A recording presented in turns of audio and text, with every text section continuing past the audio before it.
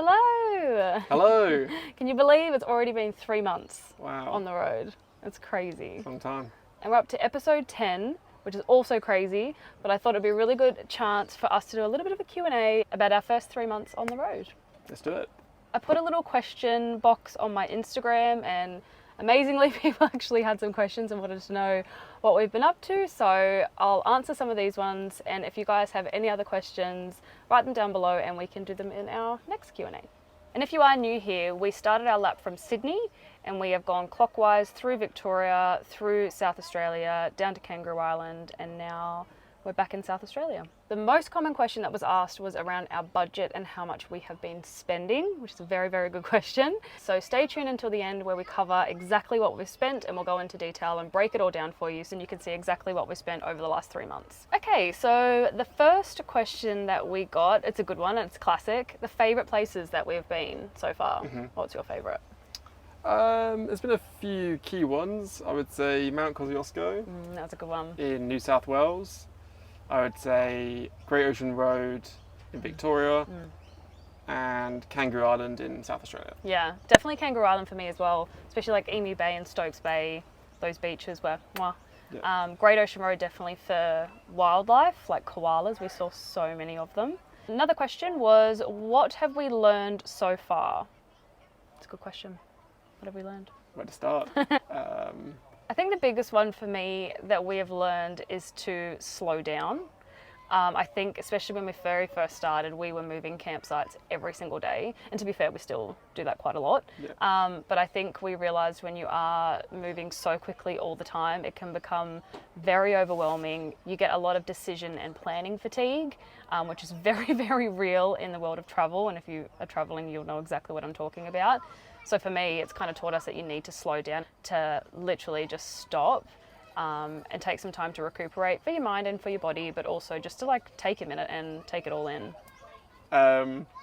Yeah, one thing I've learned, we learned the hard way, was water. So in New South Wales, well, specifically in Sydney, we're used to drinking tap water, and we haven't really ventured out too far camping before. From Sydney, so yeah, I filled up the tanks with bore water. Didn't even know it was such a thing. I've actually seen those signs in houses before, but it meant when we're at camp we had to pack up, drive to get water and then drive back, which is pretty annoying. And we could have been out in the bush, so that could have been dangerous. Yeah.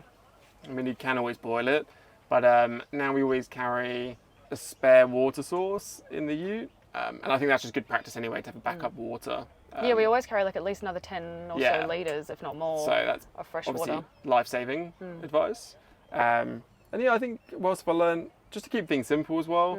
Anything you do, make it simple, and it'll be a lot easier when camping, especially if you do the same things every day. And yeah, you need a lot less. I'm already massively into minimalism, so yeah, having less, keep everything streamlined, and yeah, you probably wear the same outfit pretty much every day. Don't bring 6 pairs of shoes like I did. No. Because you will not need them and you will not wear You them. probably just need like, yeah, I would say a pair of active shoes. Yeah. And a pair of beach shoes, whether that's thongs, flip-flops if you're in the UK. What do you call them? Jandals. Jandals, if you're a Kiwi. If you're a Kiwi.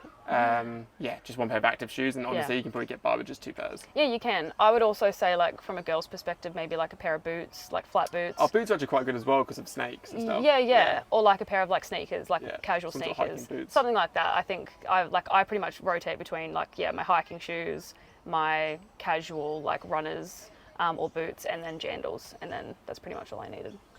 Okay, next question was our favourite campsites. Mine would definitely be Stokes Bay on Kangaroo Island. Cool. I'll link that video here if you haven't seen it, because this campsite, you have to walk through this little cave system and then you get to the most incredible beach, and it's right on the campsite's doorstep. It was just gorgeous. It was not busy. There was hardly anyone there. Just, yeah, stunning. I'd probably say Stokes Bay is probably my favourite as well. Oh, okay. Because, yeah, you could walk down to the beach, go for an evening dip in the ocean and a morning dip in the ocean. And we saw dolphins there. Yeah, it's just special. And yeah, probably second would be Beauchamp Falls and the Great Ocean Road. Yeah, that's a beautiful drive, pretty intense drive out there. But it's, yeah, beautiful scene. So yeah, gorgeous. One of those two. So the next question is, what are some of the hard days that you have had on the road and why? Do you know what? I think if you are planning the lap and you're thinking about doing this, I think it's important to know that there are going to be hard days, and we've had a number of hard days, and it's like mainly been around weather and basically being exhausted. I don't know if you agree.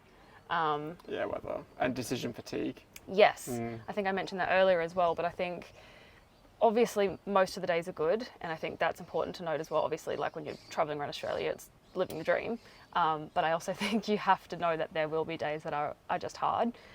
There's been some days with the weather, especially in the canvas setup, that it's been tough, and getting in wind and rain, and just in general, no matter what setup you're in with having that weather, it sucks. But yeah, I think also, like you say, decision fatigue and just being over exhausted when you've been doing so much, that can also come as like a bit of a shock when you haven't sort of had that before.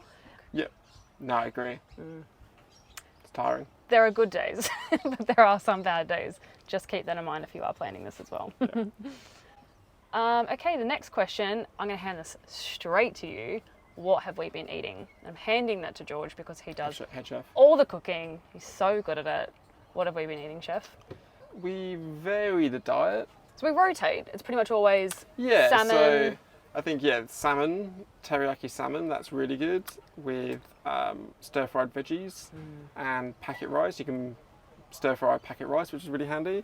One of my favourites, which I sort of invented on the road, didn't really invent it, it's mashed potato with tuna mayo. It's so good. So if you follow Spudman on TikTok, if you don't know who he is, check him out. He makes jacket potatoes, and we can't roast anything, so we don't have an oven, but mash is really easy to do when camping. You just need to boil some water and mash the potatoes. That's a really good one. Rachel's spag bowl. Oh yeah. Spaghetti bolognese. Minced spag bowl. Yeah. Perfect. We have chicken. Chicken kebabs. And really adding good. mango to salad is such a game changer because it makes it feel so summery and so fresh and so light. But we add mango to a lot of salads with chicken. It's That's so pretty good. Yeah. We do quite a lot of instant noodles with veg and fried eggs. That's pretty good. That's a classic. Yeah, that's really nice. And then for lunches, it's kind of like sandwiches. Sandwich. We always kind of Subway. If we're getting a sneaky treat. $6 subs. A little Subway. But yeah, I try to make most lunches in the morning just so that we've got them for the rest of the day. It saves hassle trying to work out what we're going to eat during the day, or we definitely do treat ourselves to lunch now and then, but we'd rather most of the time, especially to save money, to make our own lunch. So we'll make like sandwiches, and we'll have like muesli bars and some fruit and little bits of veggies on the go and stuff like that as well. And then for breakfast, it's Wheat Bix. Always. The best. And cottage cheese. Oh yeah, oh my cottage. Shout out to Jules who watches. Yeah, obsessed with cottage cheese now. We have that on rice cakes with some sort of sauce every afternoon, whether it's sweet chili or you have hot sauce. Yeah, Frank's. So good. The next question, and someone asked, what camera gear do I use? Which I thought was very sweet because I don't really use a lot of camera gear. So thank you for asking that question. If you look at George's channel, which is very different to mine because it's very cinematic, it's stunning, and I'll link it down below. Thank you very much. He uses a lot more camera gear than me, and I think you're actually going to go into that separately, so I'll let you go into that. Got a video coming out the day this video is tomorrow. The plug. Yeah. Unintentional plug. Subscribe now. I'll link George's channel below because he'll go into some serious camera gear, and yeah, very good. It's similar though. It's the same camera.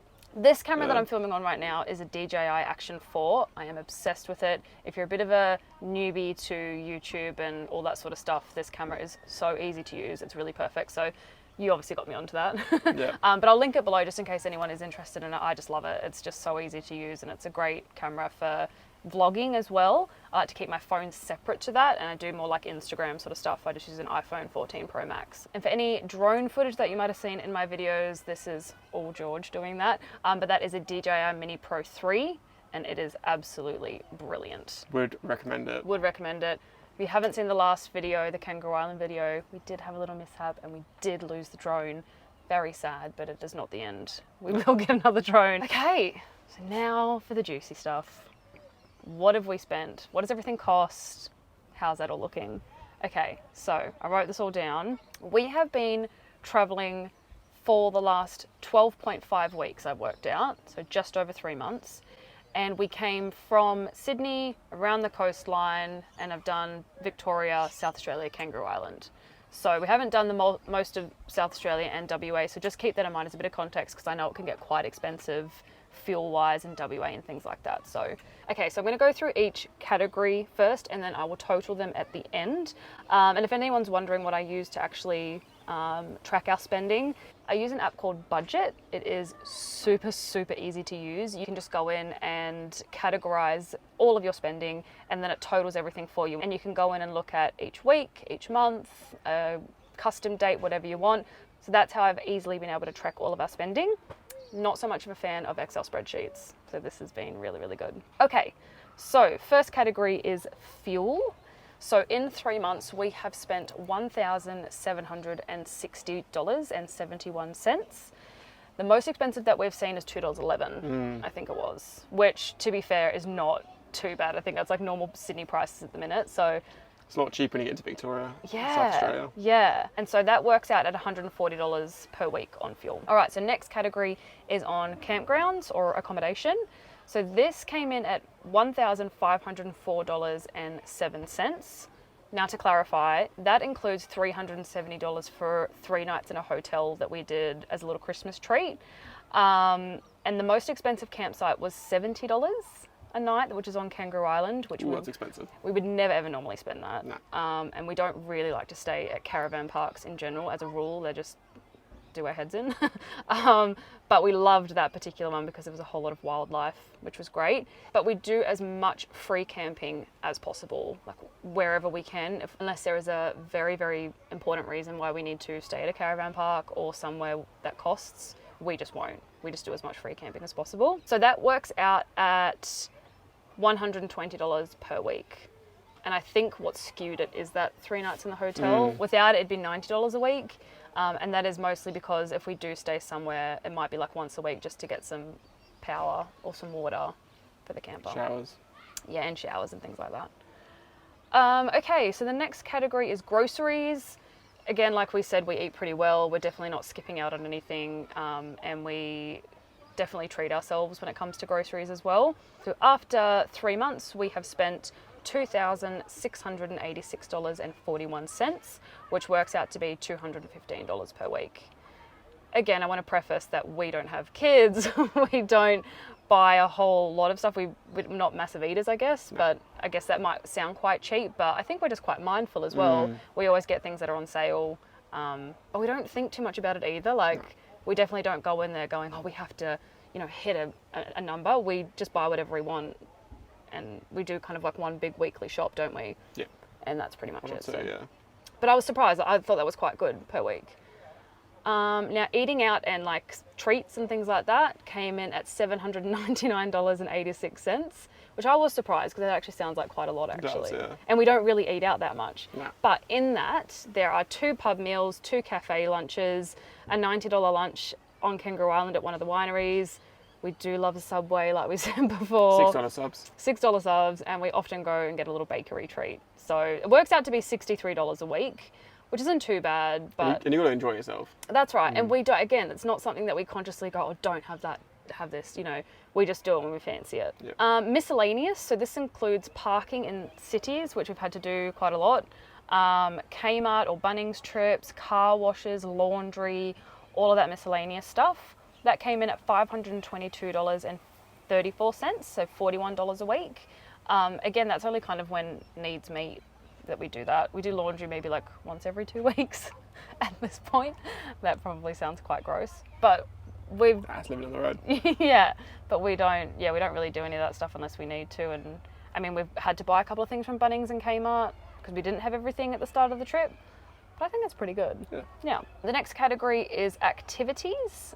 So we haven't actually spent a whole lot on activities, and I'll explain why it's so high. So it came in at $603.85, but $509 of that was for the Kangaroo Island ferry. So there's only like $100 and something left over. No, not even $100, $90 something left, where we've paid for national park fees and entry into Seal Bay on Kangaroo Island. Oh, yeah. But otherwise, pretty much everything that we do is free. Yeah. We love hiking, we love going on walks. So yeah, pretty much most of the stuff that we do is free. Yeah. I know that when we get to like South Australia, WA, there'll probably be some sort of activities, like in the NT as well when we get up there to see the crocs and things like that. So we know that's coming, but for the minute, we're quite lucky. We haven't really spent a whole lot on that, which is good. Now, the next category I have categorized on its own because a lot of people will spend a lot of money on this, and we thankfully haven't actually spent any money on this. Alcohol. It's controversial. Only a little bit over Christmas. But that was paid. We got a little gift from yeah. our parents, where we bought a bottle of bubbly for Christmas. But otherwise, we don't actually really drink. Very rare. Very, very rare. Did some wine tasting. Did some wine tasting that it was included in a lunch that we did, but otherwise we just don't drink. I know that if we were, we'd be spending probably, you know, a couple of $100 extra a week potentially. Yeah. So that is a massive saving for us. Again, that is just something that we've decided to do. Not even as like we're not drinking, it's just because... Yeah, it's just too busy. Too busy, and we're just, really enjoying, Might change when we're on the beach, but... For the time being, we're just, enjoying getting up early, going to bed early, doing lots of activities during the day. It might sound boring, but it's not. No. It's just working for us. Okay, so the total that we've spent for the 3 months is $7,877.24, which works out to be $630.17 per week. It's pretty good. Very good. Again, I just want to say though, I don't want it to be one of those things where it sounds ridiculous or unattainable, or those people that go, you can do it on $600 a week, and because I genuinely didn't actually think that we were going to be able to do that. Yeah. And it just so happens that it has been that, and we haven't tried actively to spend little money, if that makes sense. We've just been doing whatever we wanted to do. Yeah. We had an idea of doing $650, but we haven't been actively going, we can't spend money on this, we can't spend money on that. Yep. But I think we're just very careful and mindful with our money, which has just worked for us. Definitely. In this case, yeah. So that's the total. Again, when we get to different places, especially WA and things like that, I think it will get more expensive with fuel. And I know there's not a lot of free camping around those areas, so that also might take a hit, but I think we've done pretty well. Yeah.